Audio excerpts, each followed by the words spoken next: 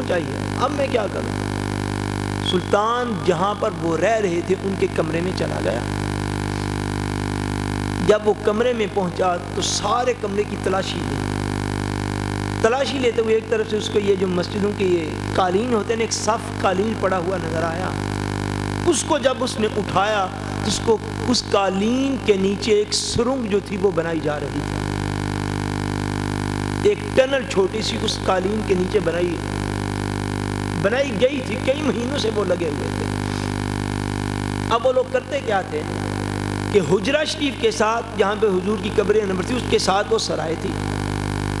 اور وہ دونوں لوگ جو ہیں وہ عیسائی تھے، مراکش کے عیسائی تھے۔ اب یہ تاریخی طور پر تاریخ اسلام کی ہر کتاب میں یہ آپ کو بات مل جائے گی۔ ان کا پلان یہ تھا کہ معاذ اللہ ثم معاذ اللہ مسلمانوں کا یہ جو مقدس ترین مقام ہے مدینہ منورہ، اور یہ مسلمانوں کے لیے عشق کا باعث ہے، محبت کا باعث ہے، اور اس کے عشق کے باعث مسلمان 500 سال ہو گئے، 550 سال مسلمان جو ہے مدینہ کا رخ نہیں چھوڑتے،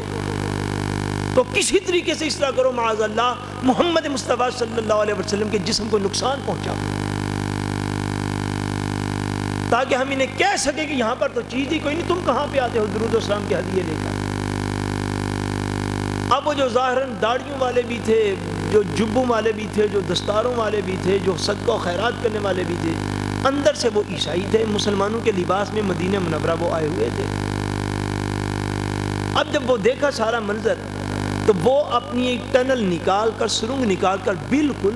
جہاں پر حضور صلی اللہ علیہ وسلم لیٹے ہوئے ہیں اس مقام تک وہ پہنچ چکے تھے۔ ساری رات کھدائی کرتے، صبح فجر کی نماز پر جنت البقیع کی زیارت کے بہانے وہ وہاں سے مٹی اٹھا کر قبرستان میں جا کر پھینکتے، پھر سارا دن مسجد نبوی میں گزارتے، پھر لوگوں کو صدقہ و خیرات دیتے اپنی امارت کے باعث۔ لوگ ہر لحاظ سے ان پر مطمئن تھے۔ رات ہو جاتی پھر اپنا وہ گناؤنا اور مکروہ عمل جو ہے وہ شروع کر دیتے، حتیٰ کہ بعض کتب کے اندر ایسا آیا ہے کہ سلطان نور الدین زنگی رحمۃ اللہ تعالیٰ علیہ جب اس ٹنل کے اندر داخل ہوئے تو بالکل جہاں پر حضور صلی اللہ علیہ وسلم لیٹے ہوئے ہیں اس جگہ تک وہ ٹنل نکالنے میں، سرنگ نکالنے میں کامیاب ہو چکے ہیں، وہاں تک سلطان نور الدین زنگی کا سارا منظر دیکھا، باہر آئے، فرمایا ان کو لے آؤ، وہ جو متقی بنے ہوئے ہیں مدینہ کے ان کو باہر لے آؤ۔ ان دونوں کو باہر نکال کے سلطان نور الدین زنگی نے اسی وقت انہیں سزائے موت دلوائی اور قتل کروا دیا۔ اب یہ چیز میں عرض کر رہا ہوں کہ بعض اوقات خواب میں اگر کسی کو اس قسم کا حضور کا فرمان ملے، اس قسم کا اگر فرمان ملے تو اس شخص کے لیے اس پر عمل کرنا جو ہے وہ موہ ہو جاتا ہے، آج بھی لازمی ہوتا ہے، جس طرح سلطان نور الدین نے عمل کر کے دکھایا۔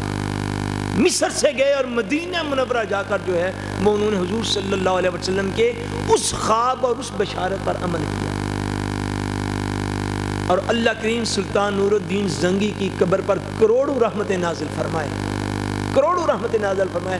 پھر تاریخ اسلام میں آج تک اس کی خدمت جو ہے وہ موجود ہے کہ سلطان نور الدین زنگی پھر ایسا شخص تھا کہ جس نے ان کو دنیا سے رخصت کرنے کے بعد سلطان حجرہ مصطفیٰ کریم صلی اللہ علیہ وسلم جہاں پر ہے، وہ تو پہلے دن سے اسی جگہ پر ہے، اس حجرے کے چاروں طرف مدینہ منورہ میں جہاں تک پانی ہے، جہاں تک نیچے پانی ملتا ہے، پانی تک پھر اس نے خندق جو ہے وہ کھدوائی قبر مصطفیٰ کے چاروں طرف۔